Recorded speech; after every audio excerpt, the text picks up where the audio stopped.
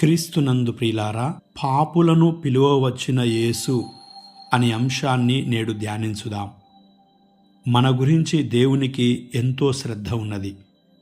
మనము పాపాత్ములుగా ఉన్నప్పుడే మనల్ని రక్షించడానికి ఆయన ఈ లోకానికి వచ్చాడు. ప్రియులారా, మనపై ఆయనకున్న మిక్కుటమైన ప్రేమ వలన మన రక్షణకై తన ప్రాణమును త్యాగం చేయడానికి సిద్ధపడ్డాడు. తాను చిందించిన రక్తము వలన మన పాపములను కడిగి మనల్ని శుద్ధి చేశాడు. ఆయన వలె ప్రేమించేవారు ఈ లోకములో మనకు ఎవ్వరూ లేరు. దేవుని ప్రేమను దేనితో వెలకట్టగలము? ఎవరి ప్రేమను దేవుని ప్రేమతో పోల్చగలము?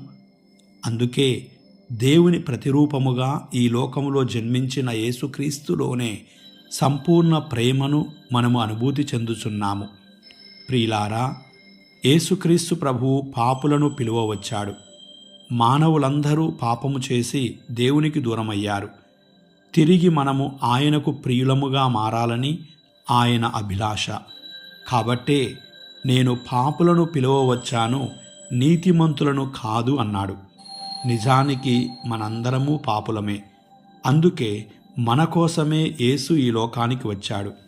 మనలో కొందరు తమకు తామే నీతిమంతులం అనుకునేవారు ఉన్నారు. అలాంటి వారు యేసు బోధనలో ఉన్న రక్షణను నోచుకోలేరు. ప్రియులారా, ప్రభువే మనకు ఉచితంగా అనుగ్రహించే రక్షణ వరప్రసాదాలను తిరస్కరించినప్పుడు ఇక మనము ఏ విధంగా రక్షింపబడగలము?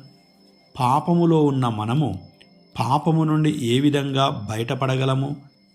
పాపరహితుడైన యేసు సన్నిధికి రాకుండా మనకు ఎక్కడ విడుదల లభిస్తుంది? కాబట్టి ప్రభువు మనల్ని పునీతులుగా జీవించడానికి ఆహ్వానిస్తున్నాడు. మన జీవితాన్ని ఆయన పిలుపుకు సమర్పించుకోవడం వలన రూపాంతరం చెందుతాము.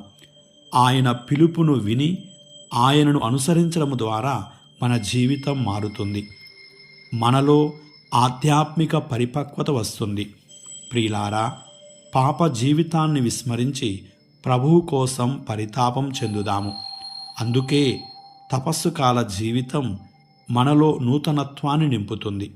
హృదయ శుద్ధిని పొందడానికి మనం ఆచరించే పుణ్యకార్యాలు ప్రోత్సాహకరంగా ఉంటాయి. మరొకరి లోపాలను ఎత్తి చూపే ముందు మనలోని లోపాలను సరిదిద్దుకుందాం. ప్రియులారా, ప్రభు ఈరోజు మనల్నే పేరు పెట్టి పిలుస్తున్నాడు. మన పూర్వ జీవితాన్ని విడిచిపెట్టి క్రీస్తులోనికి మన జీవితాన్ని నడిపించుకుందాం. దేవుని కృపావరాలు మనందరికీ సమృద్ధిగా లభించునుగాక. ఆమేన్.